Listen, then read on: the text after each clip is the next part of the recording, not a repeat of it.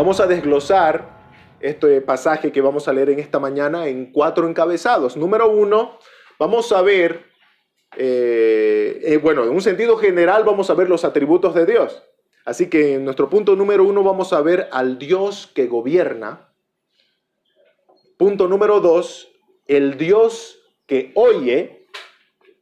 Número 3, el Dios que prueba o el Dios que disciplina. Y punto número 4, el Dios que salva. El Dios que salva. Así que vamos a entrar de lleno a nuestro punto número 1. Nuestro punto número 1, el Dios que gobierna.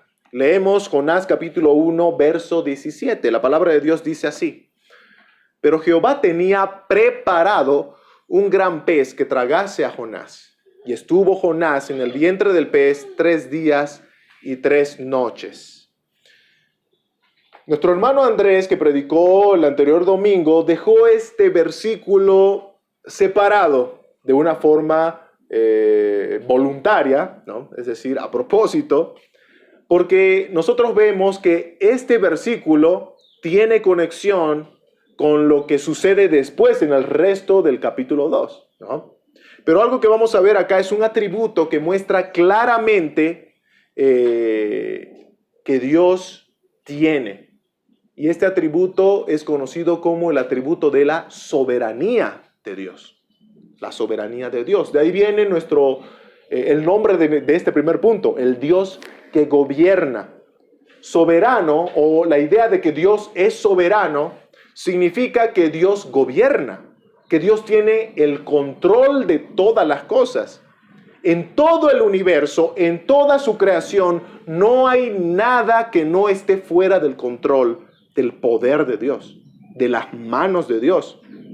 Que Dios es soberano significa que Dios hace lo que quiere, hace como quiere y hace cuando quiere. Eso significa que Dios es soberano. Y yo sé que puede sonar chocante cuando lo decimos de esta manera, como que Dios hace lo que quiere, ¿no? Y bueno, ¿por qué nos suena tan chocante, ¿no? Al escuchar esto, que Dios es soberano y que ser soberano para Dios significa que Él hace lo que quiere, hace lo que le place, nos suena a nosotros chocante porque nos hace pensar que Dios es una especie de dictador, ¿verdad? Una especie de dictador cósmico. El dictador del universo. No, hermanos, Dios no es un dictador. Así que por eso es importante aclarar esto desde el comienzo cuando hablamos de la soberanía de Dios. Decir que Dios es soberano, decir que Dios tiene el control de todas las cosas, no es decir que Dios es un dictador cósmico. El problema es que nosotros, los hombres, seres caídos, seres pecadores por naturaleza, pensamos o tenemos una idea distorsionada de la soberanía. Nuestra idea de la soberanía es pecaminosa, porque nosotros pensamos de la soberanía en el sentido de qué haríamos nosotros como soberanos. Y por esa razón tenemos un mal concepto de la soberanía, porque somos conscientes que el ser humano por sí mismo, con el control de todas las cosas, sería fatal. Sería fatal, ¿verdad? Hermano, es que somos pecadores. Estamos impregnados por el pecado, ¿no? El pecado que hemos heredado de nuestros padres, Adán y Eva. Pensamos, ¿qué haríamos nosotros como soberanos? Pensamos, ¿cuándo lo haríamos? Y bueno, hiciéramos desastres, ¿no? Automáticamente todas nuestras acciones como soberanos estarían inclinadas al mal. Estarían inclinadas al mal. ¿Qué dice la palabra de Dios en Romanos capítulo 3, verso 12? Dice que todos, refiriéndose a nosotros, ¿no?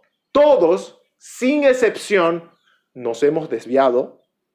A una nos hicimos inútiles No hay quien haga lo bueno, no hay ni siquiera uno. Ahora, ¿te imaginas una persona con estas características que el apóstol Pablo dice en Romanos 3:12, soberano?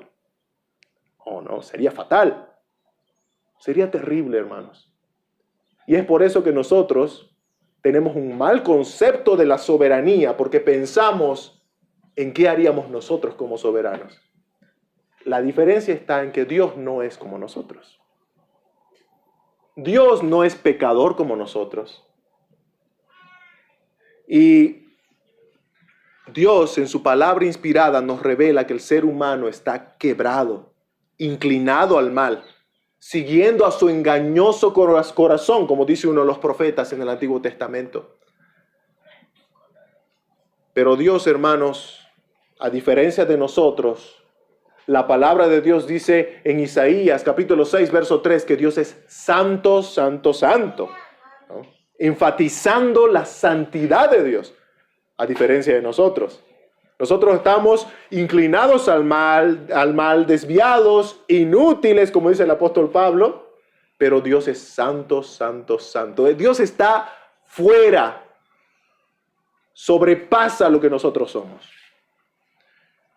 La Escritura dice que Dios es el Padre de las luces.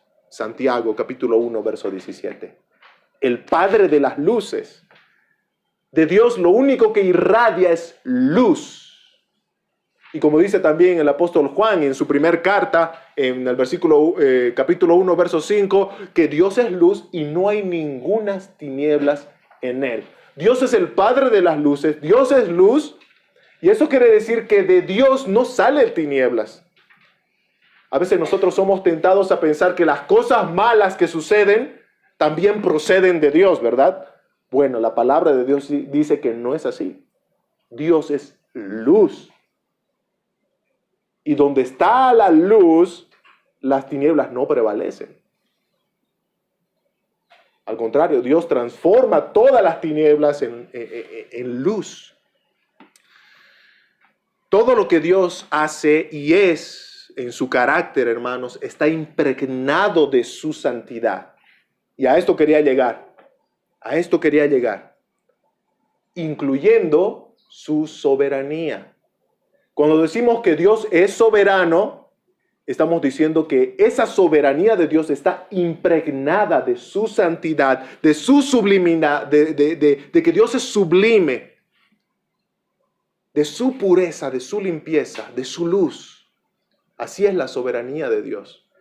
Podríamos decir que Dios es santamente soberano. Eso lo diferencia de nosotros. Por eso es que todo lo que Dios hace, es decir, cuando decimos que Dios hace lo que quiere, Dios lo hace con santidad de por medio. Cuando decimos que Dios hace como quiere, Dios lo hace con santidad de por medio.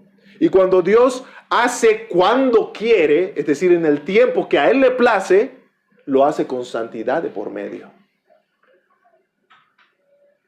Nunca olvidemos, hermanos, nunca dudemos que los mecanismos que Dios utiliza, que las intenciones de Dios e incluso los tiempos de Dios son santos, son perfectos. Y no hay intención maligna de por medio, aunque a veces muchas de esas situaciones puedan sacarnos lágrimas. Pero eso no significa que Dios está impregnado de maldad o de oscuridad. Dios es luz y su soberanía y sus acciones soberanas son santas y puras. ¿Por qué estamos hablando de todo esto? Bueno, en el texto que estamos leyendo dice, Jehová tenía preparado un gran pez que tragase a Jonás, que tragase a Jonás. La idea de que Dios preparó nos indica que Dios ya había decretado. Recuerden, Dios es un Dios que gobierna, es un Dios que tiene el poder de hacer lo que quiere, lo que le place. La idea de que Dios preparó un gran pez es que Dios ya había decretado, había determinado, había ordenado qué herramienta usar para empezar a moldear a su siervo Jonás. Dios ya tenía todo eso. Dios no es un Dios que improvisa. A Dios no se le ocurrió en ese instante, guiado por las circunstancias, hacer aparecer un gran pez y decir, o no, lo botaron al mar, ¿qué hago? Que aparezca un pez. No, a Dios no se le ocurrió en ese momento. Dios lo decreta desde antes de la fundación del mundo. Dios ya tiene un plan preparado. Dios ya sabía de este siervo Jonás. Dios ya sabía qué es lo que iba a pasar con él. Dios ya sabía cómo trabajar en su corazón. Y para eso ya había preparado también la herramienta, el gran pez, para moldear a su siervo. Que Jehová tenía preparado un gran pez significa que Dios decidió, y esa es una palabra muy interesante. Dios decidió en la eternidad no solo qué herramienta usar, sino también el tiempo exacto para ejecutar su plan. A eso se conoce como el decreto soberano de Dios. Cuando Dios manda, cuando Dios ordena, cuando Dios decide, ese es el decreto soberano de Dios. Decir que Dios gobierna es creer, y hermanos, nosotros creemos, es creer que Él tiene el control absoluto de todas las cosas. Eso significa que Dios gobierna. Y bueno, ahora vamos a ver qué dice la Escritura de todo esto que estoy diciendo, ¿verdad? Salmos capítulo 135, verso 6, dice la palabra de Dios. Todo cuanto el Señor quiere, lo hace, en los cielos y en la tierra, en los mares y en todos los abismos. Job capítulo 9, verso 12. Si Dios arrebatara algo, ¿quién le estorbaría? ¿Quién podrá decirle qué haces? Fuertes declaraciones de Job, ¿no? ¿Quién le va a decir a Dios qué estás haciendo? Isaías, verso 46, capítulo 46, versos 9 y 10, dice, porque yo soy Dios y no hay otro Dios, y nada hay semejante a mí, que anuncio lo porvenir desde el principio y desde la antigüedad lo que aún no era hecho, que digo, mi consejo o mi propósito permanecerá y haré todo lo que quiero. Y estas son palabras de Dios mismo, ¿no? Dios hablando sobre su soberanía, sobre su control absoluto de todas las cosas. Haré todo lo que quiero. Y como dice Job también, ¿no? ¿Y quién le estorbará? ¿Quién le dirá qué haces? Hermanos, la Escritura es tan clara con respecto a este atributo de la soberanía de Dios que contradecirlo sería negar un atributo importante del carácter de Dios. Dios es soberano. Y esa es la razón por la que es Dios. Porque Él gobierna, porque nada hay que pueda hacer que Dios doble su mano. Dios gobierna. Dios gobierna. Dios dice que desde la antigüedad ya ha determinado sus propósitos para hacer lo que quiere, como quiere y cuando quiere. Dios usa su ilimitado y asombroso poder para hacer posibles sus decretos. Y esta otra parte de la soberanía de Dios se conoce como el poder soberano de Dios. Tenemos el decreto soberano cuando Dios manda, cuando Dios decide, cuando Dios ordena.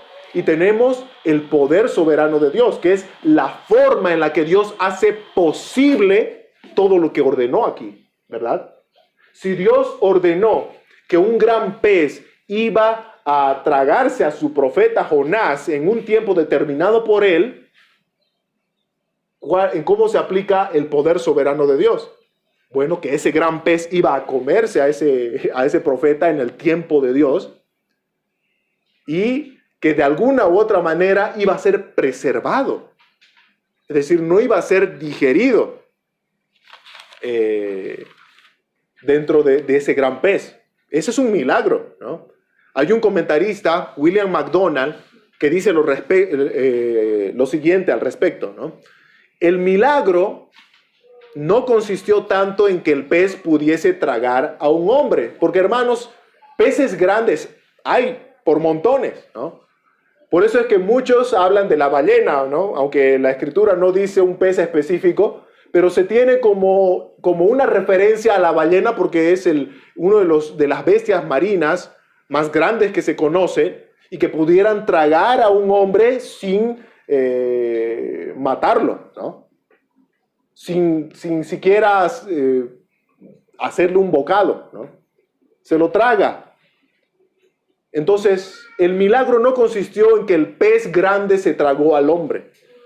El milagro consistió en que el hombre, dice William MacDonald, no fue digerido dentro del vientre del pez. Estuvo 3 días y 3 noches. En la digestión del pez era casi por naturaleza entendido que él debía haber sido deshecho dentro del vientre del pez.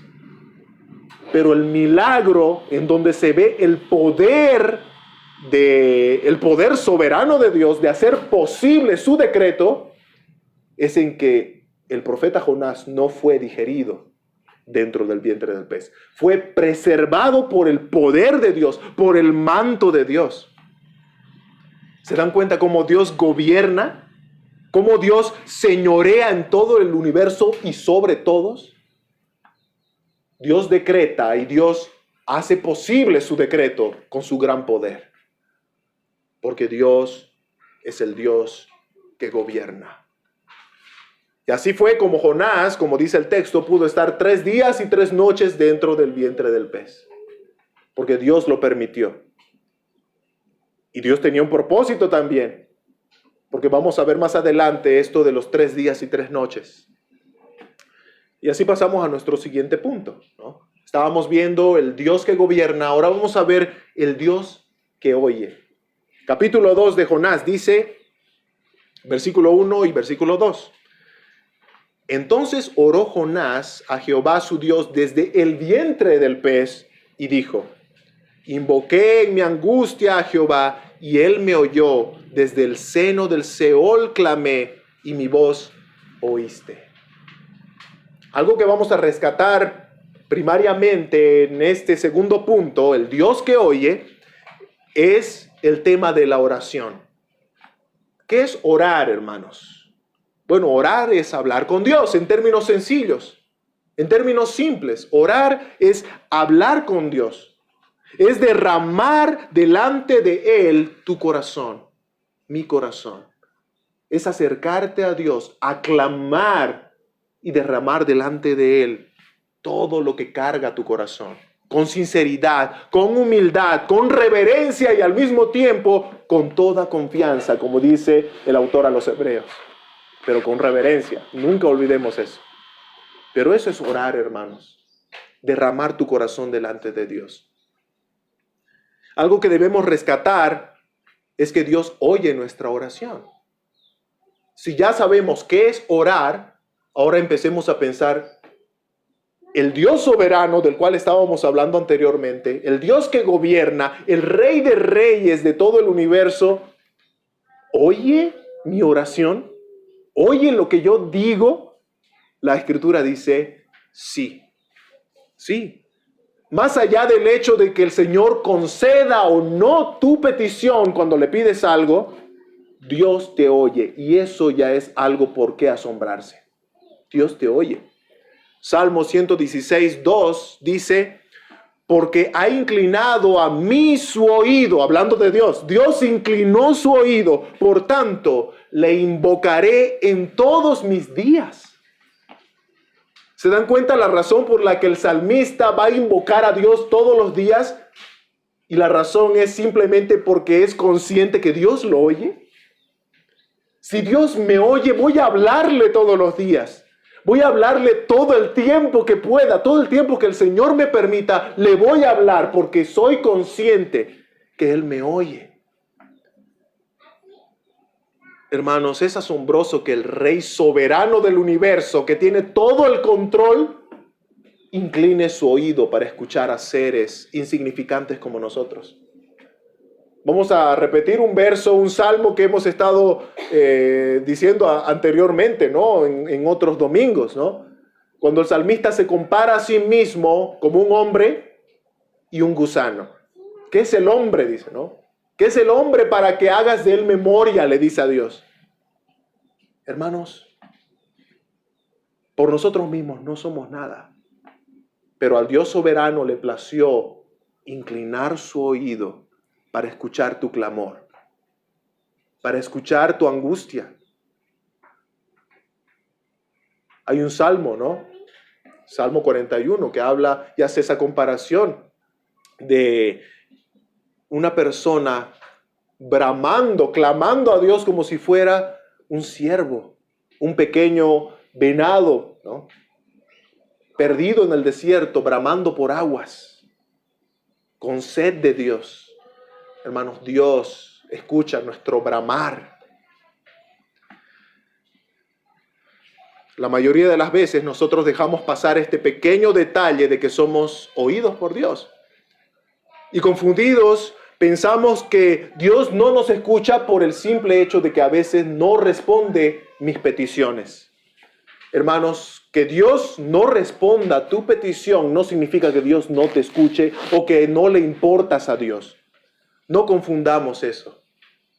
El apóstol Pablo, en 2 Corintios capítulo 12, y estamos hablando del apóstol Pablo, clamó a Dios por sanidad a una enfermedad que él tenía. Y Dios no le respondió como el apóstol Pablo pedía.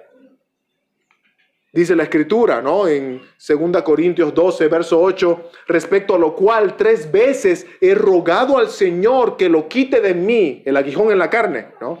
Y me ha dicho, bástate mi gracia, porque mi poder se perfecciona en la debilidad.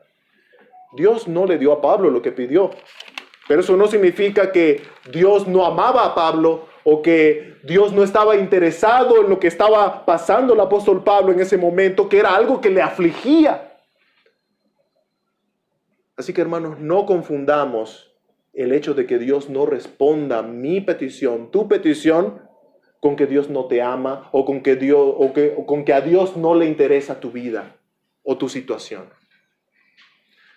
Lo que el Señor nos recuerda, al contrario, en esta situación del apóstol Pablo, es que en Cristo, en el privilegio de estar salvos por la condenación, unidos a Él, ¿no? Salvos de la condenación, unidos a Cristo por la fe, ese privilegio es suficiente para saber cuán inmenso es su amor y cuán inmensa es su gracia para con nosotros. Eso es lo que le dijo el Señor al apóstol Pablo, ¿no? Bástate mi gracia. A veces nosotros somos exigentes con Dios, como si Dios nos debiera algo. Dios no le debe nada a nadie. Al contrario, nosotros somos deudores, sin poder pagar a Dios todo lo que Él ha hecho por nosotros en Cristo. Y aún así Él nos da más de lo que nosotros pedimos y merecemos. No midamos el amor de Dios por medio del hecho de que responda a nuestras peticiones o no, porque el amor de Dios es evidentemente inmedible y suficiente en la obra de Jesucristo en la cruz del Calvario. Vamos a ver también, hermanos, de que no solamente es sorprendente el hecho de que Dios nos oye, sino también que Dios nos oye en cualquier lugar y tiempo en el que clamamos. ¿Ubican en la historia de Jonás de dónde él estaba orando? ¿De dónde él estaba levantando su clamor a Dios? Dentro del vientre de un pez. Dentro del vientre de un pez. Jonás no se encontraba en un templo de oración, en una casa de oración. Jonás no se encontraba ni siquiera en su casa, ¿no? Para orar. Jonás estaba en el lugar más inusual que a cualquiera se le puede ocurrir. Hoy voy a salir y voy a meterme a orar dentro del vientre de un pez, ¿no?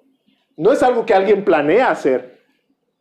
Pero Jonás estaba orando en ese lugar inusual y aún así Dios lo escuchó. Ubican, ¿no? Lo que Jonás dice. Oíste mi voz. Oíste mi voz. Dice, entonces oró Jonás a Jehová desde el vientre del pez. Y el verso 2 dice, invoqué en mi angustia a Jehová y él me oyó. Desde el vientre del pez. Desde el seno del Seol clamé y mi voz oíste. Es clara la intención de Jonás de hacernos entender que fue escuchado por Dios dentro del vientre del pez. Hermanos, no importa el lugar donde te encuentres, clama a Dios. A veces estás ocupado en el trabajo, o a veces estás ocupado en algunas otras circunstancias. Clama a Dios, alza a Él tu voz, que Dios te va a escuchar. Si escuchó a Jonás dentro del pez, clámale a Él. Pero aquí vamos a ver un poco el desafío. Bueno, Jonás no tenía otro lugar donde ir para orar, estaba dentro del vientre del pez. Y es interesante cómo Dios tuvo que encerrarlo dentro de un pez para que pudiera recién acercarse a Dios en oración. Hermanos, a veces nosotros esperamos que Dios nos encierre dentro de nuestro propio gran pez, de una crisis, una circunstancia que nos motive, que nos mueva recién a acercarnos a Él en oración. Pero es bueno que lo hagamos. Es bueno que lo hagamos. Si Dios, el Dios soberano, el Dios de la providencia, ha movido sus hilos de amor para movernos, a acercarnos a Él, entonces lo hagamos. Jonás fue oído dentro del vientre del pez, pero también Jonás oraba dentro del vientre del pez sin saber si era de día o de noche. Jonás no sabía dentro del vientre del pez qué hora era, ¿no? ¿Qué hora era? Y aún así clamaba a Dios y Dios le escuchaba. Hay muchos salmos, ¿no?, que hablan sobre orar en todo tiempo. En Efesios primeramente, ¿no?, en el Nuevo Testamento, Efesios 6:18 dice: orando en todo tiempo, con toda oración y súplica en el Espíritu, y velando en ello con toda perseverancia y súplica por todos los santos. Orando en todo tiempo, dice el apóstol Pablo, que debe estar un cristiano. ¿Y qué significa en todo tiempo? Bueno, significa en todo tiempo. Cuando estás en el trabajo, cuando estás en una reunión, cuando estás ahí con la familia. Nosotros cometemos muchas veces el error de orar solamente antes de consumir los alimentos, ¿verdad? Y es una oración espontánea, casi automática, cuando en realidad orar a Dios es una conversación, es una relación con Él. A diferencia de Jonás, debemos nosotros apartar un tiempo para poder orar a Dios de esa manera.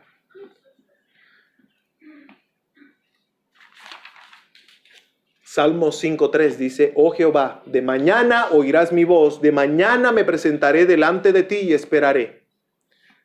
Salmo 55:17 dice: tarde y mañana, y a mediodía oraré y clamaré, y Él oirá mi voz. Y en Lucas 6:12, nuestro Señor Jesucristo dice: en aquellos días Jesús fue al monte a orar y pasó la noche orando. ¿Se dan cuenta?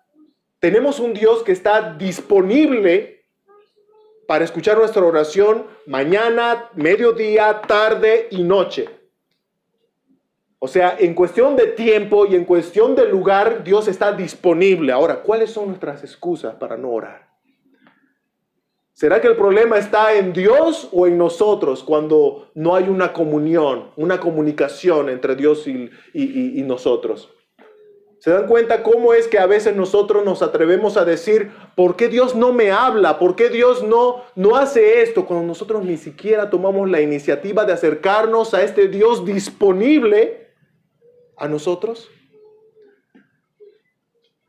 Hermanos, no esperemos que Dios nos encierre dentro del vientre de un gran pez para orar. La Escritura nos pone como mandamiento acercarnos a Él en oración en todo tiempo.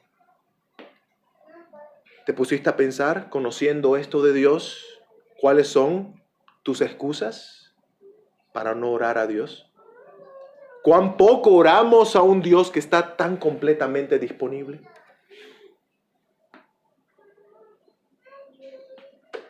El Dios que oye. Y así pasamos a nuestro punto número 3, el Dios que disciplina. el Dios que disciplina o el Dios que prueba. Jonás, capítulo 2, verso 3 al 6, dice: me echaste a lo profundo, en medio de los mares, y me rodeó la corriente, y todas tus ondas y tus olas pasaron sobre mí, dice Jonás. Entonces dije: desechado soy de delante de tus ojos, mas aún veré tu santo templo. Descendí a los cimientos de los montes, la tierra echó sus cerrojos sobre mí para siempre. Son palabras duras del profeta, ¿no? ¿Cómo sintió caer la mano de Dios sobre él? Es inevitable notar que Jonás sabía quién estaba orquestando todo lo que estaba sucediendo en su circunstancia, ¿no? Dice: me echaste. ¿Se dan cuenta? Jonás dice: me echaste a lo profundo. ¿Quién lo echó? ¿No fueron los marineros? ¿O a quién le está diciendo me echaste? A Dios. Es que Jonás era consciente que el que obró en el corazón de los marineros para echarlo al mar fue Dios. Ahí vemos una vez más la soberanía de Dios, ¿verdad? Dios controla todas las cosas. Jonás sabía que el que realmente estaba detrás de todo, incluso el hecho de haber sido lanzado al mar, fue Dios. No necesariamente los marineros, fue Dios quien lo echó. Todas tus ondas, dice, ¿no? Refiriéndose a las olas del mar, ¿no? Todas tus olas pasaron sobre mí. Es como que Jonás tenía la idea de que cada ola que venía sobre Jonás en el momento en que fue echado al mar, y esas olas que lo hacían hundir más y más en lo profundo, eran olas controladas por Dios. Jonás sabía que cada ola en ese mar embravecido se movía en obediencia al Dios todopoderoso y soberano. Jonás lo sabía. Jonás sabía que había desobedecido a Dios, y esta era una acción de disciplina de Dios para con Jonás, que es el punto que vamos a ver ahora, ¿no? El Dios que disciplina. Jonás era consciente que Dios lo estaba disciplinando. Y aquí tenemos que nosotros aprender que Dios disciplina a todos. Aquí hay que aclarar: a todos sus hijos. A todos sus hijos. Pero Dios disciplina a todos sus hijos. No puede dejar a un hijo suyo sin disciplinar, porque si no serían como si no tuvieran padre, ¿no? Eso dice el autor a los Hebreos. Así que Dios disciplina a todos. La diferencia en la disciplina está en la razón o el momento en el que estamos siendo disciplinados por Dios. Existe, por ejemplo, la disciplina instructiva de Dios. No se olviden, todos somos disciplinados por Dios. Y existe la disciplina instructiva, que es el caso en el que fue disciplinado siervo de Dios, Job, ¿no? En el Antiguo Testamento. Job fue disciplinado. Pero alguno dirá: ¿pero qué hizo Job? ¿Qué de malo hizo Job? ¿Cuál fue el pecado de Job? Hermanos, la idea de que seamos disciplinados no significa de que hayas hecho algo malo, necesariamente. Estamos hablando acá de una disciplina de instrucción, una disciplina que cumple el propósito de santificarte, de moldearte, de purificarte cual oro refinado. Ese es el propósito de la disciplina instructiva. No es necesariamente porque hayas hecho algo malo, hermano, ¿no? Por eso se llama disciplina instructiva. Y Job fue disciplinado de esa manera. Si no, ¿por qué creen que el libro de Job empieza mostrando lo justo que era Job? Lo perfecto, humanamente hablando, que era Job en comparación de otros. Un hombre religioso que hacía sacrificios, que oraba por sus hijos. Era un hombre justo y cabal. Pero le pasó lo que le pasó. ¿Se dan cuenta? Eso se llama disciplina instructiva de Dios. De la misma manera fue así disciplinado el apóstol Pablo, con el aguijón en la carne. ¿no? 2 Corintios capítulo 12. Lo que le pasó al apóstol Pablo es una disciplina de Dios en un carácter instructivo. Dios quería enseñar algo a Pablo. No era porque Pablo haya pecado o porque Pablo haya hecho algo malo que tenía ese aguijón en la carne, sino que Dios tenía un propósito en la vida de Pablo, en moldear su alma, su carácter con aquello que estaba permitiendo. Disciplina instructiva. Y por otro lado, hermanos, después de la disciplina instructiva, tenemos la disciplina correctiva, que esa sí es la disciplina con la que normalmente nosotros estamos más familiarizados, ¿no?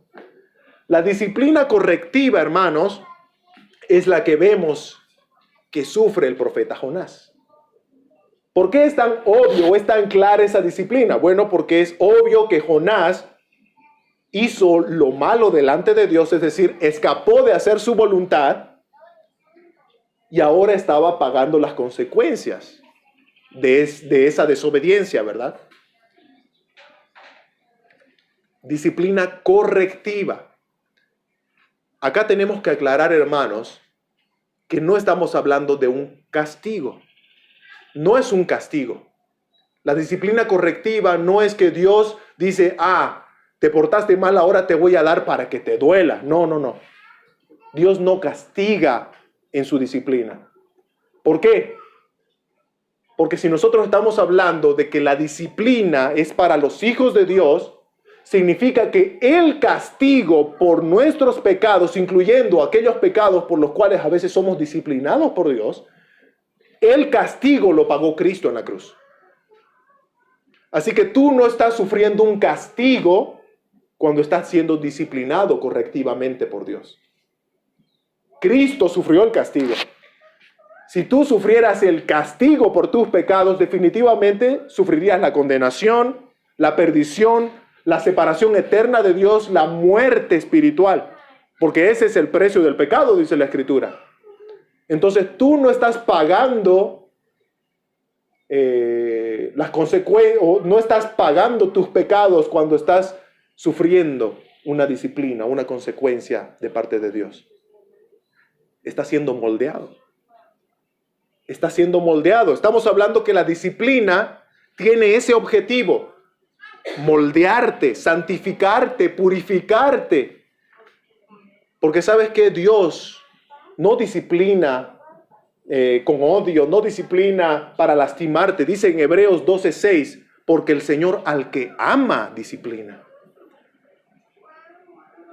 Y Dios ama a todos sus hijos, así que Dios va a disciplinar a todos sus hijos, ya sea de una forma instructiva o de una forma correctiva, pero nos va a disciplinar, buscando moldearnos, buscar santificarnos, porque todos necesitamos ser santificados. Y en el caso de alguien como Jonás, que está sufriendo una disciplina correctiva, el propósito es justamente corregir ese camino que en algún momento fue desviado. De ahí viene el nombre, ¿no? Disciplina correctiva.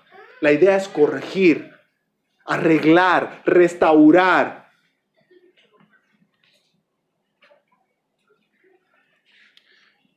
Así que, hermanos, ya sea a través de la disciplina instructiva o la disciplina correctiva, Dios busca robustecer nuestra fe, afirmar nuestra fe. Ahora aquí hay que aclarar algo, poniendo bien entre paréntesis, pero subrayado con rojo, que nosotros no debemos ponernos en los zapatos de Dios al pretender determinar que un hermano está siendo disciplinado correctivamente o instructivamente en base a sus circunstancias, ¿no? ¿A qué me refiero? No sé si alguna vez ustedes escucharon o quizás fueron motivo, ¿no?, de una murmuración o algún comentario que en vez de edificar causa destrucción. Comentarios como, seguro está en pecado, por eso le está pasando lo que le está pasando. Seguro está en pecado, por eso le cayó esta enfermedad. Hermanos, si hacemos eso, nos estamos poniendo en los zapatos de Dios. Y nosotros no somos Dios. Eso hicieron los amigos de Job, ¿se dan cuenta? Job, que fue presentado como un hombre recto delante de Dios, cuando de repente lo perdió todo, porque a Job le pasó de todo, ¿no? Job perdió riquezas, bienes materiales. Job perdió a sus hijos, perdió familias, le pasó de todo, ¿no? Y al final perdió su propia salud. ¿Y saben qué hicieron sus amigos cuando vinieron a verle? ¿Qué le dijeron? Seguro estás en pecado, algo has hecho, algo estás escondiendo y por eso te está pasando todo esto. Cuando la Escritura nos revela en un sentido general que Job era recto delante de Dios. Pero sus amigos ya estaban juzgando a Job como si fueran Dios, ¿verdad? Entonces, hermanos, en ese sentido seamos cautelosos. No murmuremos, no apuntemos circunstancias ajenas, a no ser que sea con un propósito sano y de edificación. Con esto no tenemos que anular tampoco la exhortación. Si nosotros vemos que un hermano está mal, que un hermano está en el error, hay que acercarse y decirle, ¿no? Hermano, esto está mal, ¿no? Pero hacerlo de forma individual, de forma íntima, buscando la restauración del hermano. Pero cuando hacemos algo público, algo en donde estamos siendo difamados, estamos dañando en vez de edificar, ¿no? Entonces no nos pongamos en los zapatos de Dios al tratar de decir, seguro está en pecado y por eso le pasa lo que le pasa, ¿no? Así que, hermanos, esa parte para poder terminar lo de la disciplina de Dios, el Dios que disciplina, ¿no? Y por último, punto 4, el Dios que salva. Y con esto terminamos. El Dios que salva. Jonás, capítulo 2, versículos 6b al versículo 10. Dice la Escritura, mas tú, Jonás hablándole a Dios, dice, mas tú sacaste mi vida de la sepultura, oh Jehová, Dios mío. Cuando mi alma desfallecía en mí, me acordé de Jehová y mi oración llegó hasta ti en tu santo templo. Los que siguen vanidades ilusorias, su misericordia abandonan. Mas yo, con voz de alabanza, te ofreceré sacrificios, pagaré lo que prometí. La salvación es de Jehová. Y mandó Jehová al pez y vomitó a Jonás en tierra. Algo que debemos saber es que Dios es un salvador innato. Un salvador innato. ¿Qué significa eso? Que Dios es un salvador por naturaleza, es parte de quién es Él. El profeta Isaías escribe, por ejemplo, en el capítulo 45, versículo 21b al versículo 22, diciendo, y no hay más Dios que yo. Jehová está hablando, ¿no? Dios dice, no hay más Dios que yo, Dios justo y salvador. ¿Se dan cuenta cómo Dios mismo se presenta como un Dios justo y salvador? Ningún otro fuera de mí. Mirad a mí y sed salvos todos los términos de la tierra, porque yo soy Dios y no hay más. Ahí entre paréntesis, por cierto, este es el versículo con el que el predicador, el famoso predicador inglés Charles Spurgeon, fue convertido al Señor. Al escuchar este versículo de Dios llamándole, diciéndole, mirad a mí, mirad a mí. Dios es un salvador innato, hermanos. Y Él se presenta en la Escritura, hablando sobre sí mismo como un salvador. El hecho de que tengamos el testimonio escrito de Jonás es porque Dios salvó a Jonás. ¿Se dan cuenta? Estamos leyendo el libro de Jonás. Si Jonás no hubiera sido salvo, no tendríamos el libro de Jonás. No tendríamos historia que contar sobre Jonás. Pero Jonás fue rescatado, fue salvado. ¿Qué dice el versículo 6b? Dice, mas tú sacaste mi vida de la sepultura, oh Jehová, Dios mío. Es que Jonás ya se veía muerto.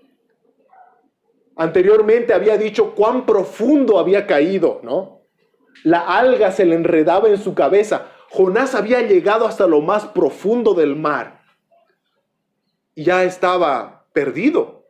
Jonás decía, hasta aquí llegué. Pero luego viene Dios con una salvación poderosa e inusual, un pez tragándolo, y así se salvó, ¿no?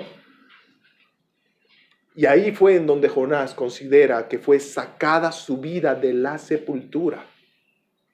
Pero obviamente esto tiene más sentido, no solo con el hecho de que fue tragado por el pez, sino también, como vemos al final de la historia, fue escupido, vomitado por el pez. Jonás pudo escribir su historia como un testimonio a nosotros porque fue salvado por completo. Dios lo salvó completamente. La salvación no fue que el pez se lo tragó, sino también que salió del gran pez. ¿Se dan cuenta? Y esto tiene una gran connotación hacia Cristo más adelante, de cuán completo es el Evangelio. Hermanos, Cristo no solamente murió en la cruz, sino también resucitó de la tumba. Jonás no fue solo tragado por el pez, que en cierta forma es el comienzo de su salvación, sino también escupido por el pez, que es la salvación consumada y completa, ¿no? Jonás pudo escribir su historia porque salió vivo del pez. El problema nuestro también, hermanos, es que nosotros siempre reaccionamos después de un jalón de orejas, ¿no? Siempre esperamos el jalón de orejas para reaccionar. Jonás 2:7 dice, cuando mi alma desfallecía en mí, ahí me acordé de Jehová. Cuánto nos parecemos a Jonás, ¿no? Realmente esperamos el jalón de orejas para recién decir, Señor, me acuerdo de ti. Ahora me acuerdo de ti. Pero ¿saben qué, hermanos? Aunque parezca un problema, es mejor acordarse de Dios cuando nuestra alma está desfalleciendo, a que cuando estemos en medio de la crisis, aún así ignoremos a Dios. Ahí sí estamos en serios problemas. Así que, aunque no es una actitud imitable la de Jonás, aunque sea en este sentido, sí debemos reaccionar como Jonás, que en medio de su crisis se acordó de Jehová y acudió a él como al único a quien podemos acudir. No hagamos como los que siguen las vanidades ilusorias, versículo 8, ¿no? Las vanidades ilusorias de este mundo. Y esa es la razón por la que rechazan la misericordia de Dios. No hagamos como aquellos que se abrazan a lo que el mundo ofrece, a los bienes del mundo, a los placeres del mundo, y esa es la razón por la que le dan la espalda a Dios. Puede que estén sufriendo momentos difíciles y crisis tremendas con las que Dios trata de traerlos hacia Él, pero aún así, esas personas están rechazando a Dios por abrazar al mundo. Hay personas que han conocido los bienes de la misericordia de Dios, como es el caso de lo que habla el escritor a los Hebreos en el capítulo 6, ¿no? Personas que degustaron las misericordias de Dios. No fueron salvas, pero sí conocen. Pero aún así, aún habiendo escuchado muchas veces el Evangelio, muchas veces el llamado de Dios diciendo, ven, arrepiéntete, yo te perdono. Aún así, habiendo escuchado tantas veces a Dios llamándole, ellos han decidido abandonar la misericordia de Dios. De eso habla el versículo 8 de Jonás. Prefieren los bienes del mundo, los bienes pasajeros del mundo. Pero ¿qué dice la Escritura? En 1 Juan 2:15, no améis al mundo ni las cosas que están en el mundo. Si alguno ama al mundo, el amor del Padre no está en él. No te entregues a los placeres del mundo. Son pasajeros, son vanidad. Más bien, entrégate por completo a Dios. Es una palabra que hemos hablado anteriormente, ¿no? Consagrarse. ¿Qué significa consagrarse? Entregarse enteramente al Señor. Conságrate al Señor, no te consagres al mundo, ¿no? Jonás 2:9 dice, mas yo, Jonás, con voz de alabanza te ofreceré sacrificio, pagaré lo que prometí. Jonás se encontraba en la misma situación que los marineros. ¿Recuerdan, no? que se ofrecieron a sí mismos. Ellos no tenían nada más en las barcas o en la barca en donde estaban. Ellos habían lanzado todos sus enseres al mar para alivianar el barco. No tenían nada, solamente a ellos mismos para ofrecerse a Dios como sacrificio vivo, como dice Romanos capítulo 12. Y Jonás se encontraba ahora en la misma situación. ¿Qué tenía Jonás para ofrecer a Dios como sacrificio dentro de ese vientre del pez? A sí mismo. Solo a sí mismo se consagró a Dios dentro de ese pez. Yo con voz de alabanza te ofreceré sacrificio. Pagaré lo que prometí, dice. El predicador estadounidense John MacArthur dice, hablando de el voto, ¿no? El voto de Jonás, dice, el voto de Jonás bien pudo haber sido cumplir la voluntad de Dios sobre el ministerio de predicación que debía llevar a cabo en Nínive.